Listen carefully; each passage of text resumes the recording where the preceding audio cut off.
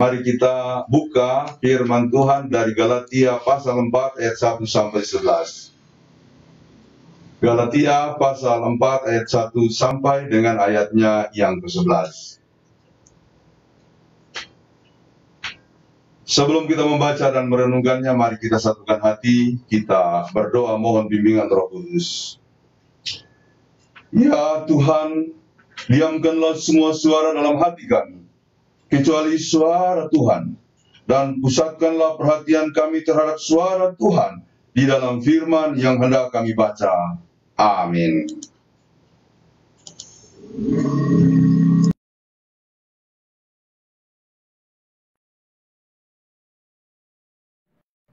Kitab hari ini diambil dari Galatia 4 ayat 1 sampai 11.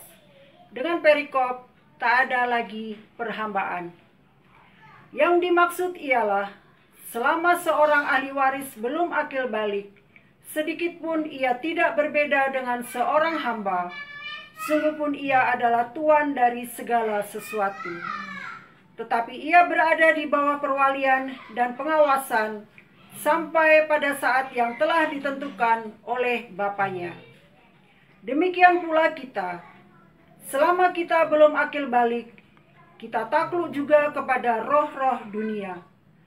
Tetapi setelah genap waktunya, maka Allah mengutus anaknya yang lahir dari seorang perempuan dan takluk kepada hukum Taurat. Ia diutus untuk menebus mereka yang takluk kepada hukum Taurat, supaya kita diterima menjadi anak.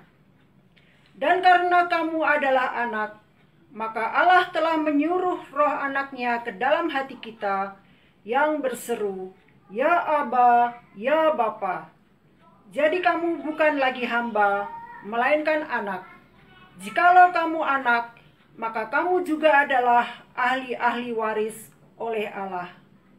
Dahulu, ketika kamu tidak mengenal Allah, kamu memperhambakan diri kepada Allah-Allah yang pada hakikatnya bukan Allah.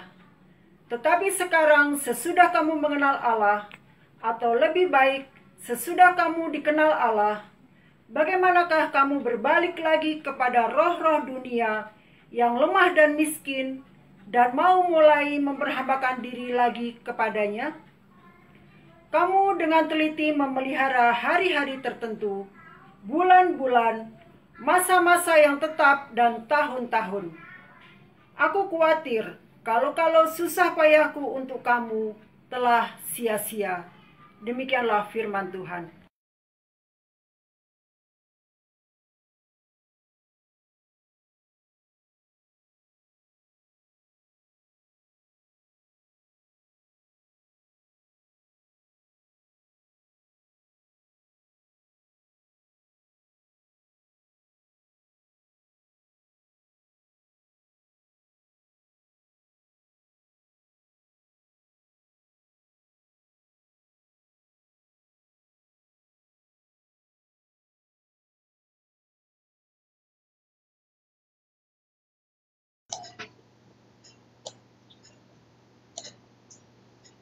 Demikianlah firman Tuhan, terpuji Tuhan Yesus Kristus, haleluya.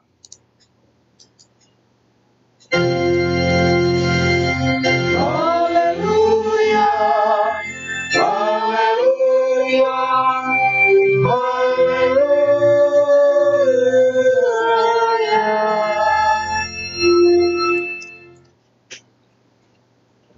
Saudara-saudara, saya pernah menceritakan suatu kehidupan dari seorang bapak yang menurut dia hidup baru, tapi dia mempraktekannya secara unik. Suatu waktu di suatu daerah dalam rangka pelayanan, saya berkunjung ke sebuah keluarga. Ketika saya masuk, ternyata hanya ada ibu dan anak-anak. Lalu saya bertanya, Bapak kemana? Oh, dia sedang mancing, dia senang sekali mancing. Nah, saudara-saudara, lalu setelah bercakap-cakap, saya kembali. Beberapa waktu kemudian saya datang lagi berkunjung dengan harapan berjumpa bukan saja dengan ibu dan anak-anaknya, juga dengan suami atau bapak dari anak-anak yang ada di keluarga itu. Tetapi juga bapak itu tidak ada, karena menurut si ibu dia pergi mancing lagi. Dan dia kalau mancing itu lama. Itulah hobinya. Saudara-saudara, saya penasaran dan ingin betul berjumpa dengan Bapak itu. Saya kemudian meminta di mana dia suka mancing. Lalu dia memberitahu bahwa ada sebuah sungai dan di sana dia selalu memancing.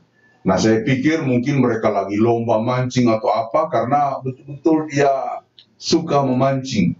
Dan ketika saya sampai di lokasi dengan mengendarai motor, saya melihat kok Bapak itu hanya seorang diri.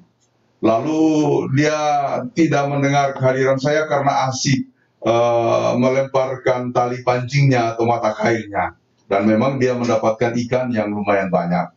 Nah, lalu saya menegur Bapak itu, dia kaget dan kemudian mengetahui saya sebagai pendeta datang. Dia menepi, kemudian dia berbincang-bincang. Saya bilang, Pak, betul-betul hobinya memancing ya? Iya, saya memancing, tapi begini, saya memancing ini selain hobi juga saya ingin menyendiri. Kenapa? Karena saya sudah hidup baru. Dan saya tidak mau setelah saya hidup baru, saya lalu pergi ke tempat-tempat ramai atau bergaul dengan orang lain, lalu saya salah omong, saya berdosa lagi. Saya tidak mau begitu. Jadi saya ingin menjaga hidup baru saya dengan cara seperti ini. Saya menyendiri, saya menjauhi orang-orang lain. Saya rasa aneh begitu ya, tapi luar biasa juga. Saudara-saudara, maka lalu saya sekali waktu dapat kesempatan lagi ke tempat keluarga mereka, berjumpa dengan ibu dan bapak itu tidak ada lagi. Saya bilang kepada si ibu, hebat bapak, hebat suami ibu, karena dia sudah hidup baru, lalu kemudian dia menjaga betul dirinya supaya tidak tercemar oleh dosa dalam pergaulan sosial. Dia bilang, iya pak, benar, bagus. Tapi begini ceritanya pak, dia kalau namanya KKR, kemana-mana dia kejar. Bahkan dia pernah cerita sampai ke Jakarta, ini di luar Jawa tempat tinggalnya. Sampai ke Jakarta ada itu pemberita firman yang favorit dia. Dia bisa beli tiket ke sana. Tapi coba pak, tahu nggak bapak, anak-anakku susah. Untuk sekolah aja susah. Dia bisa pergi bayar tiket jauh-jauh, tapi anaknya nggak diongkosin, nggak diurus kuliahnya. Saya harus kerja mati-matian. Saya harus pergi ke ladang, saya harus pergi ke kebun jeruk untuk mencari nafkah, bahkan mendapatkan uang demi kuliah, demi sekolah anak-anak. Saya kaget. Makanya saya mengunjungi bapak itu lagi dan berdiskusi. Jadi saya bilang, Pak, hidup baru itu tidak seperti itu. Ya, tapi karena memang dia sudah mempunyai tekad seperti itu, agak susah juga untuk kita beritahu. Cuma saya bilang, hidup baru tidak seperti itu Bapak. Tidak usah menjauh dari kehidupan sosial. Hidup baru itu justru harus dibuktikan di tengah-tengah masyarakat melalui perbuatan baik dari keluarga sampai kepada orang lain. Bagaimana Bapak mengatakan hidup baru tapi Bapak tidak mempedulikan istri dan anak-anak Bapak? Ya, dia agak kaget, tapi saya memang harus memberitahukan seperti itu. Saudara-saudara yang dikasihi oleh Tuhan Yesus Kristus, firman kita hari ini akan diulas dalam sebuah topik hidup sebagai ahli waris kerajaan Allah. Jadi kalau kita baca perikop tadi, alangkah baiknya kalau kita membaca bagian sebelumnya, yaitu Galatia 3 ayat 26 sampai 29 yang berkata begini. Sebab kamu semua adalah anak-anak Allah karena iman di dalam Yesus Kristus. Jadi ingat, kita ini memperoleh predikat, diangkat menjadi anak-anak Allah karena iman kepada Yesus Kristus. Jadi sebentar akan kita lihat apa konsekuensi-konsekuensi atau manifestasi-manifestasi dari orang-orang yang sungguh-sungguh hidup dalam Tuhan karena imannya kepada Yesus Kristus. Nah, tapi pada bagian awal ini saya mau memberikan penekanan, kita diangkat atau kita beroleh kesempatan untuk hidup sebagai anak-anak Allah karena iman kita kepada Yesus Kristus. Saudara-saudara, ayatnya yang ke-27, karena kamu semua orang yang dibaptis dalam Kristus telah mengenakan Kristus. Jadi kita sebagai anak Allah, lalu kemudian kita dibaptis dalam satu penggambaran di saat itu kita mengenakan Kristus. Jadi kita lalu kemudian hidup dalam jubah Yesus Kristus, dalam sikap-sikap Yesus Kristus, dalam sebuah kebiasaan seperti Yesus Kristus. Hidup kita dibingkai oleh atau di cover atau dibungkus oleh kepercayaan dan kehidupan di dalam dan bersama Yesus Kristus. Ayatnya yang berikut, dalam hal ini tidak ada orang Yahudi atau orang Yunani, tidak ada hamba atau orang merdeka, tidak ada laki-laki atau perempuan, karena kamu semua adalah satu di dalam Kristus. Jadi sebagai anak-anak Allah yang beriman kepada Kristus, kita dilatih untuk memiliki satu tabiat ini, yaitu merasa sama dan satu dengan yang lainnya. Dan jikalau kamu adalah milik Kristus, maka kamu juga adalah keturunan Abraham dan berhak menerima janji Allah.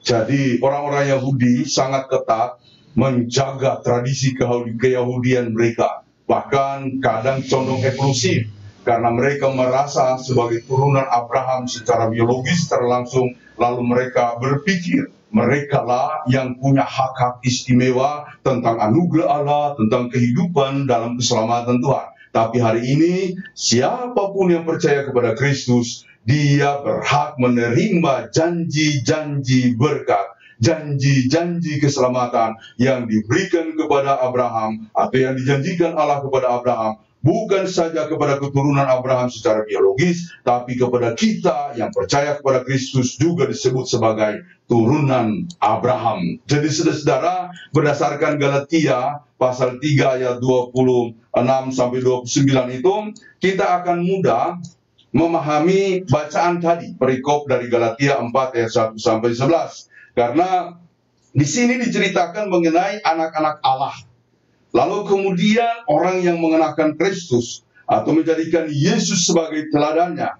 Dan orang-orang dalam kategori ini selalu mengalami transformasi hidup yang disebut hidup baru. Jadi di dalam Yesus, yang pertama kita menjadi anak-anak Allah, yang kedua kita beriman kepada Kristus dan meneladani Kristus, maka inilah yang disebut proses transformasi hidup baru.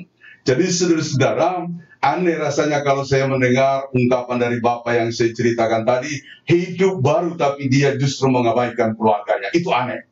Jangan sampai ada di antara saudara-saudara yang mempraktekkan iman seperti itu. Sebenarnya saya beberapa kali menemukan orang sejenis itu, ya, yang menganggap hidup baru lalu mengatakan nggak mau keluar rumah, berdoa dari pagi sampai jam 12, lalu kemudian hanya keluar mengambil makan, kemudian pergi kerja, sesudah itu dia tidak pedulikan orang lain. Saya rasa itu aneh dan keliru kalau kita mendengarkan firman Tuhan dalam beberapa bagian, termasuk yang barusan kita baca tadi.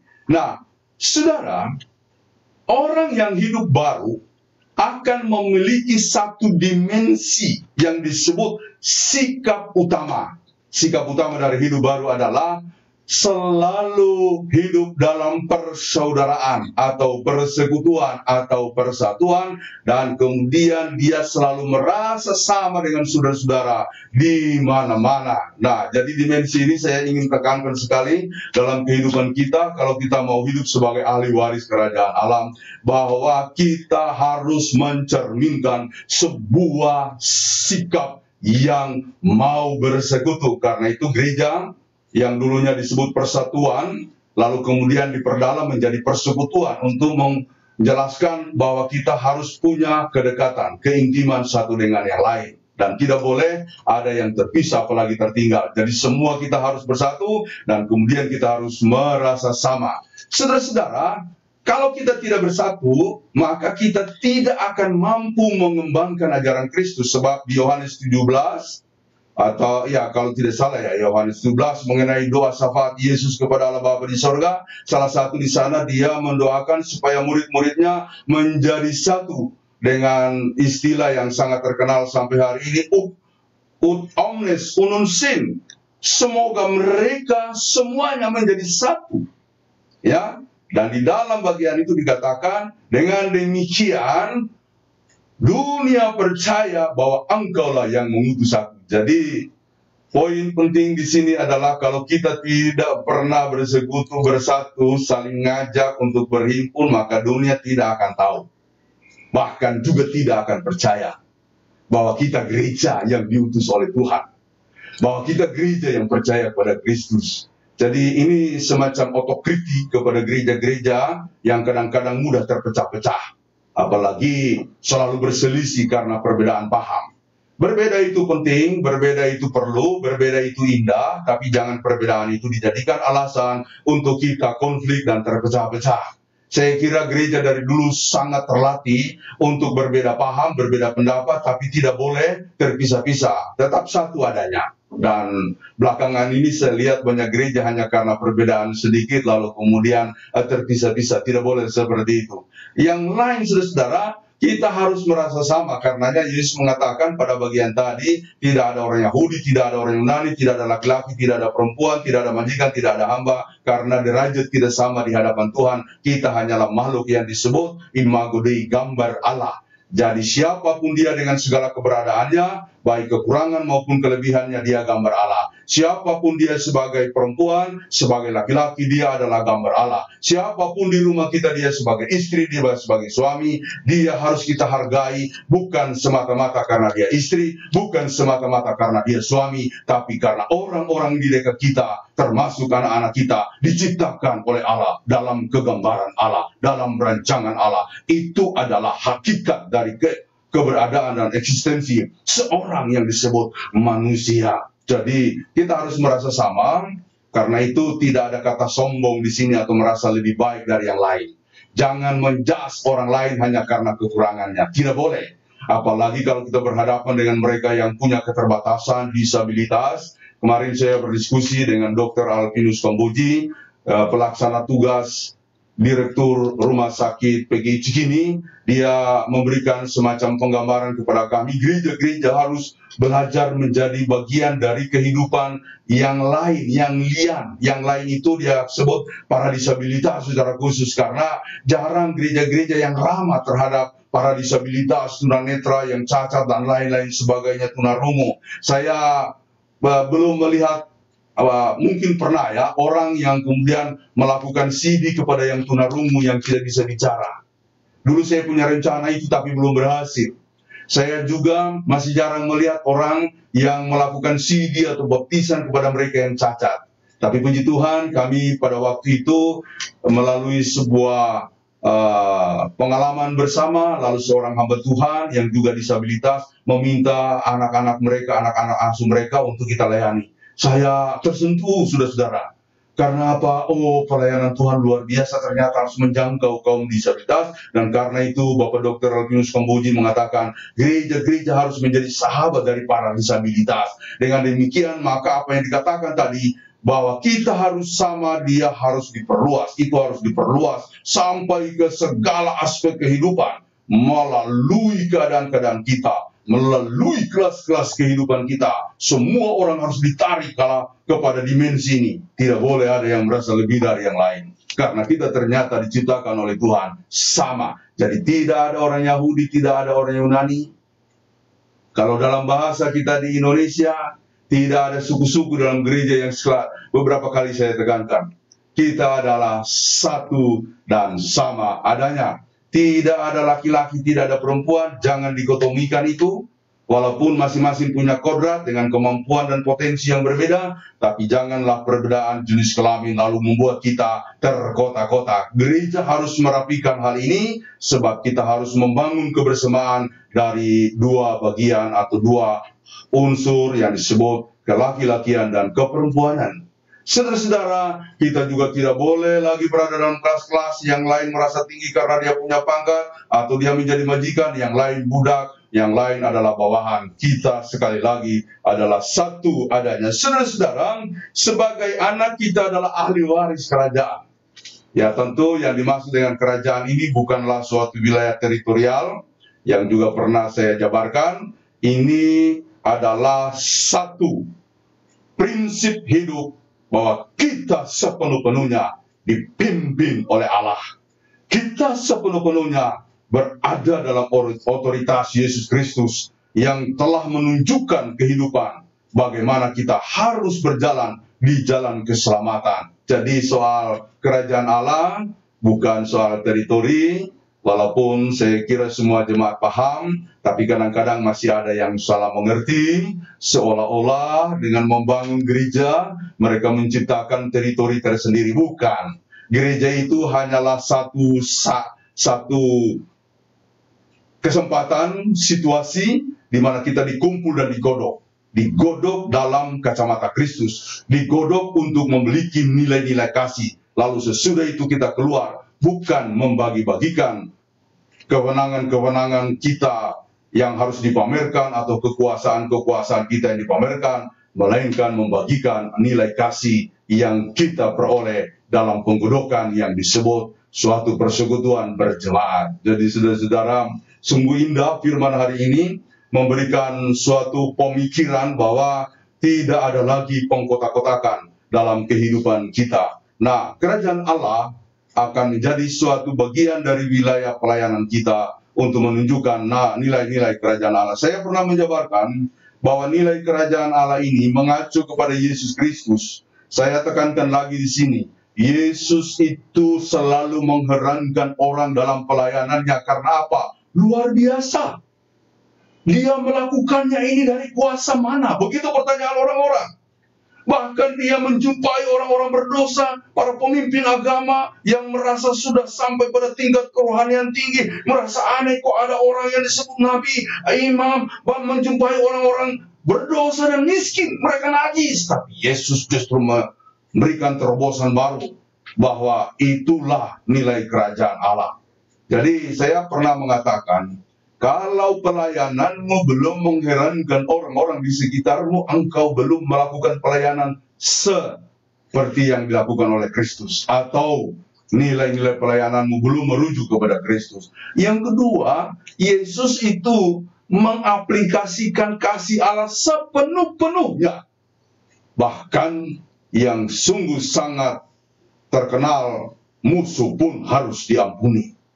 Saya pernah berdiskusi dan mengatakan, musuh itu dibenci normal, wajar. Dan di seluruh tradisi masyarakat, kalau ada musuh ya kita harus lawan. Kalau perlu dihindari, nggak usah ditemuin. Itu normal. Dan tidak ada hukum yang akan menjatuhkan sanksi kepada kita kalau kita membenci musuh. Itu normal. Tapi Yesus mengatakan, doakanlah musuh-musuhmu dan berkatilah orang-orang yang menganiaya kamu. Ini kalau diresapi, bergetar hati saya, saudara-saudara. Luar biasa. Bergetarnya itu karena apa? Yesus mengajarkan sebuah nilai kasih yang tuntas. Tetapi saya juga bergetar dengan pertanyaan, sanggupkah saya seperti itu? Kalau ada orang yang menyakiti saya, mampukah saya kembali mendoakan dia? Mampukah saya melayani dia? Dan Yesus berkata, harus. Doakanlah musuh-musuhmu dan berkatilah orang-orang yang menganiaya kamu. Yang berikut, saudara-saudara, Yesus itu tidak terikat pada lembaga dunia. Karena dia berasal dari atas, maka dia tidak bisa kita kurung menurut lembaga-lembaga kultis atau menurut lembaga-lembaga kemanusiaan, lembaga-lembaga keagamaan.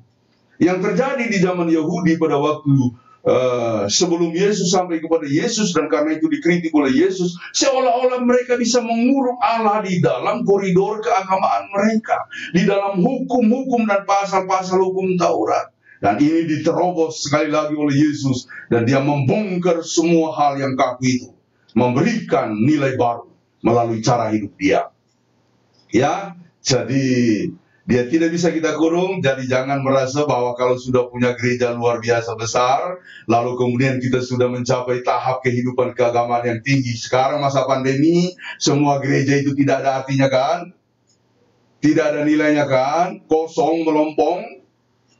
Kita dipaksa oleh Allah untuk beribadah di rumah-rumah kita. Barangkali selama ini persekutuan yang mulai dari rumah sudah kita abaikan. Persekutuan antar generasi, orang tua, anak-anak, cucu-cucu sudah tidak kita lakukan. Dalam masa pandemi ini kita dipaksa Tuhan untuk berdoa di rumah bersama-sama, untuk bersekutu bersama-sama. Dan itulah dasar-dasar daripada pengembangan kehidupan gereja ke depan. Saudara-saudara, selain menerima janji keselamatan, ahli waris juga harus bertindak menurut nilai-nilai kerajaan seperti yang saya sebutkan tadi. Ya, tidak mungkin kita berkata kita hidup baru tanpa konsistensi melakukan nilai-nilai kerajaan merujuk pada teladan Yesus Kristus. Jadi seorang pelayan, seorang Kristen harus benar-benar mempraktekkan cara hidup seperti ini. Sebab saya tahu banyak juga orang penuh dengan kebohongan, banyak juga orang penuh dengan kemunafikan, banyak juga orang penuh dengan hal-hal yang lain yang seharusnya dia udah tinggalkan, tapi dia tahan atau dia praktekkan kembali. Tidak boleh seperti itu. Yang ada dalam kehidupan sebagai ahli waris kerajaan Allah adalah melayani, melayani, melayani lebih sungguh. Melayani, melayani lebih sungguh. Mari kita nyanyikan bagian berikutnya. Tuhan lebih dulu melayani kepadaku, melayani, melayani lebih sungguh. Saya katakan kepada teman-teman majelis, teruslah melayani. Dalam masa sekarang ini, mari kita berbuat apa yang kita bisa buat. Mungkin kita tidak bisa melakukan hal besar, tapi mari kita berbagi apa yang kita punya. Uang persembahan kalau perlu habiskan untuk membantu orang susah. Saudara-saudara, ya, kemarin kita kaget setelah total kas kita, uang kas kita, masih lumayan besar. Persembahan tinggi loh, saudara-saudara. Saya harus akui luar biasa GKST Gloria Jakarta. Kita beribadah virtual, tapi persembahan yang masuk tinggi. Nah, tapi memang sekarang yang ada di kas itu, sebagian besar sudah habis kita pakai untuk sembako. Yang tersisa ini tinggal dana pembangunan. Ada yang panitia pembangunan mengusulkan, bagaimana Pak kalau kita sepakati saja, nggak usah semuanya disetor ke pembangunan. Saya bilang jangan. Sebab mereka yang dulu dari pertama ketika tahu kita mau membangun, memberikan kolektenya dengan tulus ikhlas. Jadi jangan ubah kecenderungan atau kerinduan mereka. Tetap kami akan berikan. Tapi bertahap ya, panitia pembangunan kami akan berikan bertahap. Tapi yakinlah, Bapak Agustinus, Bapak Gereja Agustinus mengatakan, hidup di dalam Kristus itu adalah koneksi antara kebaikan yang satu dengan kebaikan yang lain. Jadi saya tidak pernah khawatir kalau hidup di dalam Tuhan. Mungkin hari ini kita merasa kurang, tapi akan ada muncul kebaikan dari sudut-sudut yang lain yang Tuhan akan berikan kepada kita. Saya, pengalaman S1 saya, waktu mau studi itu saya nggak punya uang. Orang tua juga nggak sanggup. Tapi ada kebaikan yang dikirim melalui seorang misionaris sehingga saya bisa studi. Waktu S2 juga begitu, saya sudah bersepakat dengan istri. Tapi kami datang waktu itu tanpa beasiswa. Saya juga bingung. Tapi ada Bapak, sekarang sudah menjadi Dr. Bambang Subandrio di STT Jakarta menjadi dosen. Waktu itu dia menjadi tangan kanan dari Bapak Radius Prawiro. Waktu itu pertemuan kami hanya sekilas. Tapi saya tertolong oleh dia dan bisa studi S2. Saudara-saudara, dalam Kristus, dalam Allah, kita terkoneksi dengan kebaikan-kebaikan. Dan ini pengalaman kami di GKST Gloria. Dari mulai Maret, April, Mei, Juni, Juli ini kami membagikan sembako. Saya bilang sama majelis, ayo kita bagikan. Toh, tentu tidak semuanya dari kas majelis. Ada Pak Ahmad Ali yang saya pernah singgung, membagikan 100 paket sembakonya. Ada dari Anjungan Sulawesi Tengah, ada dari Yayasan Pesat, ada kemudian dari Yayasan Alpha Omega, bahkan ada dari Yayasan Suci, membagikan melalui komunikasi-komunikasi yang intens yang dilakukan oleh teman-teman majelis, lalu kita mendapatkan. Jadi, saya punya keyakinan, kalau kita mau melakukan apa yang Yesus kehendaki, kita akan terkoneksi dengan kebaikan-kebaikan dari segala sudut. Jadi tidak usah khawatir untuk berpikir soal hidup kita. Pikirkanlah orang lain, maka Tuhan akan pikirkan hidupmu. Ingat baik-baik soal itu. Saudara-saudara, lalu kemudian kita diminta untuk memiliki hubungan yang intim dengan Tuhan. Itulah gambaran daripada hidup sebagai ahli waris kerajaan surga, di mana hidup intim dengan Tuhan, kata kuncinya adalah damai. Shalom. Jadi damai itu kemudian menjadi kekuatan kita di mana-mana. Ya, jadi memang masa-masa pandemi ini banyak orang saya lihat mulai jenuh ya. Banyak orang mulai bosan. Tapi saya kira kita lagi diuji nih. Diuji sampai bulan Juli, Agustus, September, Oktober, November, Desember. Memang banyak gereja yang saya lihat ambruk. Ya, karena tidak lagi mendapatkan pemasukan signifikan dari jemaat, belum lagi bayar gedung, belum lagi sewa maintenance-nya dan lain-lain. Tapi kita lagi diuji apakah kita setia atau tidak. Ini bukan semata-mata soal wabah COVID-19, tapi ini adalah ujian dari Tuhan. Karena itu, iman itu harus di atas segala-galanya. Pelayanan itu harus di atas segala-galanya. Tapi dengan memakai hikmat. Kalau ada kondisi ramai, gunakan protokol kesehatan. Jangan bersentuhan, sebab itu akan memudahkan penularan COVID-19. Karena kemarin saya membaca berita, 2 hari lalu saya membaca berita, masih 1000-an kasus yang kemudian kena COVID. Dan belum dulu ada perkiraan melandai di bulan-bulan seperti ini. Ternyata masih naik, saudara-saudara. Ya, kita berdoalah, bekerja sama dengan pemerintah, dengan semua elemen. Doakan para tenaga medis yang menjadi orang di garda terdepan untuk memerangi COVID dan menangani para pasien COVID. Kita berdoa. Tapi yang paling penting untuk kita renungkan saat ini ujian. Apa kita tabah atau tidak? Kalau kita tabah dan kita hidup dalam iman yang kokoh kuat, kita mau beribadah terus, mau berdoa terus, dan mau berbagi kasih terus, lihatlah berkat-berkat Abraham yang dijanjikan Allah kepada Abraham, membuat engkau besar, membuat engkau jaya, membuat engkau cemerlang, akan diberikan kepada saya dan saudara-saudara semua dimanapun berada. Tuhan memberkati kita. Amin. Sebagai respon kita terhadap firman Tuhan yang telah kita dengarkan, kita memuji Tuhan dengan nyanyian, Tuhan, ini tugas kami.